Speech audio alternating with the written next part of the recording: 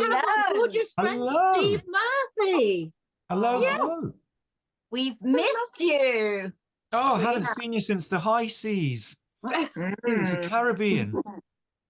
So we were all together, weren't we, girls? On the all of us. Steve, Dee, we were just all together. And we, honestly, did we have a good time or not, Steve? Chaos. Absolute chaos. These ladies are very bad people. Thank you.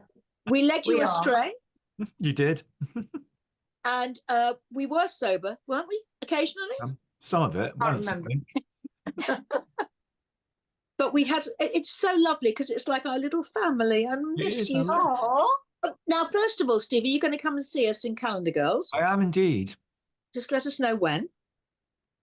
Yes, I went on Tuesday night and they were sensational. Brilliant. Brilliant. I'm sure they will be. Yes, I'm just sorting my diary out. I was hoping to go with some others, but I can't do that date, so I might have to come on a different date. But I will come and see you. Yeah, just let us know, darling, because you can get. We've got a Wonderbirds discount code as well, but Special we might be able to. We might be able to smuggle Steve in somehow. It's who you know in the world, isn't it? It's all about who you know. Yes. What's that now? I was handed some headphones on the ship with a little mouthpiece and told to do various things. And Tony McHale said to me, Nat, could you just page the tabs and whatever? And I sort of inched sideways to your table. I went, Steve, what does that mean? And you went, I don't know. And he said, oh, just pull the curtains back. That's all it means. Oh, sorry. Yeah, absolutely. All these fancy theatrical terms they were using. I know. But I felt very official with my headphones and my I didn't know what to do. But it suited you. You look good. Yeah, I did. I trusted you. I trusted you in headphones. Did you? It was great. It was fun. Great. But Steve, we've got to talk. Let's talk TV. Huh? Yes. Yeah, let's talk soaps. Let's talk soap. Now, you know that I'm the ambassador of the National Bullying Helpline. Yes. And we are helping Coronation Street. Oh, with the story with the story with Dylan and Liam, isn't it? Jake. Yes. Yeah. Not Jake, the other one. Yeah. Yes, which has kind of come to a little bit of a pause at the minute, but I think it's going to pick up again later on. Yeah. We had the trial and everything the other week, and for having the knife and all of that kind of thing. If you're not following this, boy's been bullied, been threatened by a knife, all sorts of things, and he wasn't going to testify because he was too scared. But in the end, he did. He did the right thing, and the bad boy got punished. So that's all good. But I think there's going to be more repercussions for it coming up. Yeah. I think we're going to look quite a lot as well into sort of the mental health aspect of how you deal with something like that, and how you kind of what is so brilliant, how you get away from it. Yeah, the producers and the researchers and the actors have been talking to Christine from the National Bullying Helpline, and they've sent her the scripts, and she's gone through it with them. So it's a really, it's fantastic for the charity because we get a nice thing. But since the show has started and they've given us a credit at the bottom, the helpline's gone berserk. Oh, brilliant! Brilliant. Actually, well, that's the great thing about soaps, isn't it? It's just you can bring things into the living room. Yeah. And also, I think it really provokes A, conversations in the living room, or B, a conversation with yourself. You go, oh my God, I think that might be me. Like the people who have been bullied or whatever, and they think, right, this is what's happening to me. What can I do? I should do something. And I think it's great. I think soaps are brilliant. And also the one in EastEnders with Harriet and the other lady. With Yolandi and yes. And Elaine. Yes, well, that's all continuing along. She's suffering in silence, Yolandi, after what happened. She was, if you're not following it, she was sexually assaulted by the pastor at her church. After there's been a bit of a build up to this, but what I think's been lovely about that story, actually, in one way, is it's really given Harriet a real chance to do some much gentler stuff. I thought she's being the confidant, and she's being, and you're kind of you're seeing a bit of layers back on her as well. I think with this, and I think Angela Winter, who plays Yolandi, has been amazing. Absolutely amazing. Incredible. You just want to chuck awards at people like that, don't you? When they pull out stuff like that. I mean, also it's that sort of thing does happen. He was grooming loads of different women. Yes. as you know, I mean, I just, those flashbacks were brilliant. And it's all And about, then- how, Yeah, stuff. and The then pattern when continues. when she was attacked, and that you just think, for God's sake, please don't stay quiet, Mm. But Who plays the pastor? His name is Howard. Oh, he's Howard. good, actually. He's really He's a great. good actor. He used to be in Family Affairs, and his first name's Howard, and I can't remember his second name. Maybe, Yeah. maybe I'll try and pretend I'm not Googling while I'm on the Wonderbirds. I'll just pretend I'm doing that. Because actually, when he first came in, I thought, not quite sure about him. It's a bit ambiguous because the way he plays it, it's Yes. a little bit kind of creepy. But then you say, oh no, it's not creepy, And then you keep thinking, oh, maybe something's going to happen. No, it's not going to happen. It's weird. I like that they've given it time. And like you say, it's ambiguous because she ended up blaming herself almost, before what happened last week. Yes. She did actually. She started to kind of almost like believe that she was in the wrong somehow, because he managed to sort of turn it around, and yeah, it was, it's been, I think it's been really, really well done. And I like it just when they take a little bit of time with stories like that as well. Oh God, yeah. I think it really helps. Because it does, doesn't it? I mean, with everything that you do, actually, there's something in the play here which is kind of connected, but it isn't really, isn't it? You know what I'm going to say, don't you, Nat? What? No. When she says about, if we were in Yorkshire, it would be like a girl who was, molested by her teacher. But as we're in Cheshire, it's a slut who sort of gets the master into trouble. And I think it's the same thing. You think, is it your fault? Or I mean, but I mean, sort of, because we're all connected, all of us, which is so fantastic. And we all for the viewers who don't know what happened to us all, we have all been on a ship together, going to where did we go? Steve arrived in Caribbean island. Yes. And it seems like it was about 300 years ago, doesn't it now? No, That's been a long time ago now, but it was such a lovely experience. It was brilliant. And he performed. It was so much fun. And Steve has done almost all of the cruises that I've done, and I just love having him around because he's such a wonderful person and such a great friend, and so much fun. And we do have fantastic chat. But also, this is going into Tony McHale, of course, who is, also with us on these cruises. And Tony, wasn't Tony the first person ever to write a rape? Was it a rape in a script?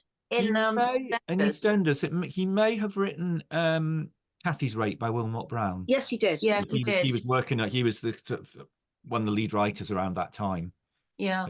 Of EastEnders' early years. That was a brilliant. I mean, the whole country were watching then. Yes, there were. It was huge. Yeah, about 30 million people were tuning in. Yeah. Wow, gosh. I know, but it seems so sad, though, Steve. The soaps now their audiences are finished, aren't they? Basically, well, they still do all right. There's a lot of noise about this, that, and the other, but they still generally are the most watched thing most evenings. Yeah, and their strike. Things like, because EastEnders now goes up at 6 a.m. on the iPlayer that night's EastEnders, and that's does it? And that's getting loads of. They're getting so much iPlayer viewing now, as opposed to the kind of normal terrestrial linear. So how did Barb or people like that? How did they manage to find out how many people are watching? You can, iPlayer now gets added in now. Right. To the final ratings. There's overnight ratings, which are the ones that the papers always quote when they want to see the law. But once you get to if you've watched it within 28 days, it counts towards the rating. So all that goes on at the end. So how many viewers are they getting now, the soaps? 3, 4, 5 million.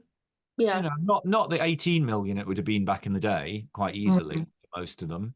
But there's nothing on TV gets that much anymore because it's so fragmented. People have, they've got you've got a million different channels, you've got all the streaming services, you've got Xbox, you've got, people are playing computer games and doing all sorts of other stuff. There's so many more distractions that, that's why I think it's nice when things like, like sort of say like Line of Duty the other year or that kind of thing, where every now and then you get something that does grab the nation and you forget that used to happen all the time. So I love it when that happens, that real sort of national anticipation of the final episode of something or whatever. You don't get Well, that. the post office thing that was on recently, that I mean, that was just Phenomenal. Phenomenal. Yeah. Phenomenal. And they didn't realise what a success. What was it called? Mr. Bates. Yeah. Mr. Bates. I And mean, that's phenomenal. That's an interesting one, because that really picked up by people talking about it. Everyone watching it on ITV, online on ITV, who hadn't watched it at the beginning. It got so many viewers, like a week or 2 weeks after it had been on, because everyone was talking about it. So everyone went to find it and seek it out. Absolutely, because actually, just before it went out, I think the producer or the director phoned everyone and said, look, don't be disappointed if this just doesn't have any impact at all. And of course, it was the opposite. Huge. It went absolutely berserk and really has changed the whole thing. Yes. With people resigning, losing their MBEs and all the rest of it, or handing them back. And I think quite rightly so, because it was totally unfair and, you know, ridiculous sort of, the people who ignored it and, oh God, you know, I think most people were really up in arms about it. Yeah. And it was just so, it really got you here because it was so brilliantly done and so brilliantly acted. And I think that's part of the people's indignation, was because they felt so much for these characters they watched in this show, because it was so well done. Yes. You know, Steve, we've just been having one of our guests recently is Golan Ramraz, and he was telling us all about AI. How does that affect you in your industry? In journalism, it's starting to. There's no jobs being advertised where your job is to, whatever you're writing about is produced on AI, and you will just give it a little human pass. So you're basically just doing, you're just basically doing a little polish on it, so it doesn't sound quite so mechanical. So there are jobs, you know, that sort of stuff is happening and will increase, I think. So yeah, so it's interesting times from that point. Yes, but you know, we didn't realise until we spoke to him how much it's the writers, you know, of, you know, and it will be of soaps and all of this lot. I mean, they just literally go onto a chat box and it's done. Yeah. I mean, it's not, you know, it's all of very questionable quality, but you know, at the moment it can do a lot of the basics, I think. So it'll be interesting to see. I don't think the soaps will quite be written by AI yet, but we shall see. Who knows? They probably will be. And also songs. Somebody actually said to me, oh, you know, you can, and she said it as if it was a good thing. You know, you can type in a subject and it will write a song. Yeah. You can type in, write me a reggae song about Dee Anderson and it'll do it for you. Yeah. Or write me a love letter. Write me a love letter. Yes. Oh, that's so sad. It is. In fact, I think that's what Mons did for Kira's Valentine's Day, because she read it and went, this is lovely. He said, I didn't write it. It was AI. What? Oh, and they say romance is dead. Yeah, exactly. So, Steve, let's get back to soap. Where are we? So we've talked about EastEnders, Coronation Street. What else is going on elsewhere? Well, we've got Emmerdale. We've got quite a big story coming up, which kicks off next week, where we have Billy and Dawn, who've got little baby boy Evan, and they are concerned because he's got some bruising, and they're actually a little bit worried they're going to get into trouble. And actually, they go to hospital and go for tests, and the little lad has got form of leukemia. So that's a big story, sort of kicking off next week.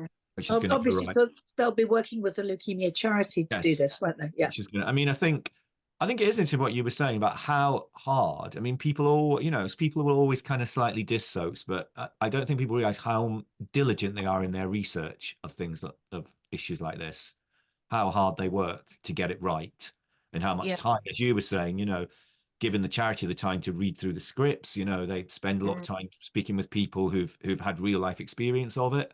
You know, the writers often do, the actors do as well. So, you know, they make a real effort with this sort of stuff. I mean, the guys who play Billy and Dawn, they were saying that they sat down with some parents who had babies with leukemia, who'd had leukemia. Some of them actually were only quite recently sort of diagnosed. It was all very raw.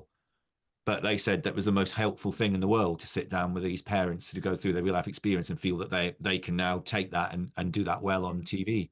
So that's so that's a big one. We have got. Sorry, darling. My granddaughter had leukemia twice. Oh, I'm sorry, Dee.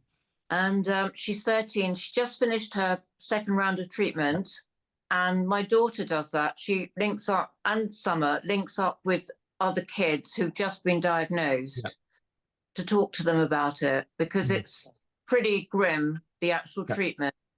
They lose their hair. They go through terrible sort of mood changes with steroids, and the chemo makes them feel very sick. And so it's and also it seems that so many kids are being diagnosed, so God knows what's happening, but it's maybe we're learning more about it now. Yep, I think possibly more aware, and catch it quicker, which is great, I think. And that's that's another good thing for these sort of stories, is that people will see the symptoms, because often it's a thing that could be misdiagnosed. So yes, I think it's a good one. And as well, we've got a new EastEnders character, actually, if we go back to EastEnders quickly. yes, we have got Billy Mitchell's dad, Stevie, who's played by Alan Ford from Lock, Stock and Two Smoking Barrels. I know. Yes, I know who he is. Very good actor. He appeared briefly at the beginning of the year, but he arrives next week, and he's very estranged from Billy, so he's trying to win the family's trust. But should they trust him or not? Is he a changed man, or is he not? Dum dum dum. And then back to Emmerdale. The other story which I'm really enjoying, because it's so creepy, is Belle Dingle, little Belle Dingle, born on the show, born and bred in Emmerdale. She's married this man who's basically he's basically coercive control and very jealous, and she doesn't quite realize, and he twists everything around, and now he's spying on her, and he's got cameras, and he's so it's one of those very sort of creepy, again, like a bit like the Yolande story in EastEnders. You're going, oh, just realize, please. Yeah. So it's another one of those really sort of creepy shouting at the telly ones, which I think are always good. So that one's building up very nicely as well. And what else is? I mean, Hollyoaks is sort of there but not there, isn't it? Hollyoaks is on. It's currently on 5 times a week. It's going to go down to 3 a week in August, I think. So that's obviously meant they're losing quite a lot of cast. They haven't quite said who yet. They've had to cut the production back. So I mean, it's very sad for the area. I think it's very sad for Liverpool, because it's a big, that's a big hub. Lime TV is it now called? That's a lot of people, who won't be working anymore come the summer. Cut back, but they reckon that Channel 4 reckon that kids these days can only cope with 3 a week. Well, I think with all of them, I think it's just too much. I'd drop an episode off of each of them if I was in charge, but I'm not. At least, I mean, remember when there were 2 a week? Yeah. At the beginning, that was probably the best. Something to look forward to. But on every night, kind of lose the will to live. How's Neighbours doing on Amazon? Doing really well, really well. It's permanently the most watched thing on Freevee, which is the free version of Amazon Prime Video rather. So it's doing really, really well. So it's running. They signed up initially for 2 years, so it's going to see if it's going to run after that. But it's a brilliant little show, Neighbours. I adore it. Absolutely. Yes, because you were in Australia, weren't you? I was in it. I was in the background. I was a background artist, a supporting artist, having a drink in the water hole, which was good fun. How did that happen, Steve? I went on a press trip to do interviews with all the actors to promote the show when it was coming back. So they slipped us in a scene, so it was quite nice. Oh wow! Quite strange being a sporting artist, though, because you have to look like you're talking, but you can't really talk. So it is a bit of rhubarb sort of thing. Yeah, it really is, and sort of constantly sort of fiddling with your glass or whatever you've got to sort of prop wise to make it look interesting. But it was good. Have you seen it? Is it out yet? Yeah, it was out in December. I was in it. It's very nice. We've been recognised. We should have a screening. No, I've not been recognised, Debbie. Are we allowed to say that you're writing the double page spread in? Oh yes. Yes. Starring. Debbie and Debbie's show. Yeah. Yeah. In Best Magazine, in that'll be out in a few weeks' time. So The double be D's, informed on that darling. one. Yes. Double D's. Or the Yes. treble D's, because also Dee and Got Natalie. another D. Yes, Debbie we're McGee, Debbie Arnold, Dee Anderson, and Natalie Ogle. We're all in it. So We seem to work together all the time. we do. Thank goodness. I know. Delighted. yeah, so Delightful. you'll be in. We'll see you in there. So yeah, all go, isn't it? It really is. It's all All go. systems go. Well, thank you, Steve, as always, for coming on and You're giving welcome, us my darling. an update. Is anything exciting happening, though, in the world of soaps that we need to know to go off on? That you need to know. Bianca's back in EastEnders next week. She popped back a few weeks back for a little special week in set in the glamorous world of Milton Keynes. But now she's back in the square. Patsy Palmer's back, I think, for about a month and a half or something. So it's always nice to see her. And what about Sid? Is he coming? No sign of Sid. Yeah. No sign of Ricky. But yeah, Ricky. Bianca's back for a little bit. It seems that I think Patsy just seemed to kind of just come back about every 4 or 5 years. It's Whitney's exit. Whitney, played by Shona McGarty, who's been there for 15 years, possibly. Wow. She's Bianca's stepdaughter, so I think Patsy's come back as part of Whitney's leaving story, which is quite nice. Yeah. Because her and Shona are very good mates, so that's nice. Yeah. And that's it. Smash. Yeah. Yeah. Wow, Stephen. We Well- want to see you more often, honey. Oh, never a chore. Never. Yeah. Well, we'll see you very soon. Please come and see the show. I will do. Your girls want you there. I will be there. Don't you worry. They'll love it. All right, darling. Thank you, Thank you, ladies. darling. Oh, Lovely as lovely to always. see Thank you. Cheers. Bye, darling. Bye-bye. Bye, darling. Bye. Bye. Bye. Bye.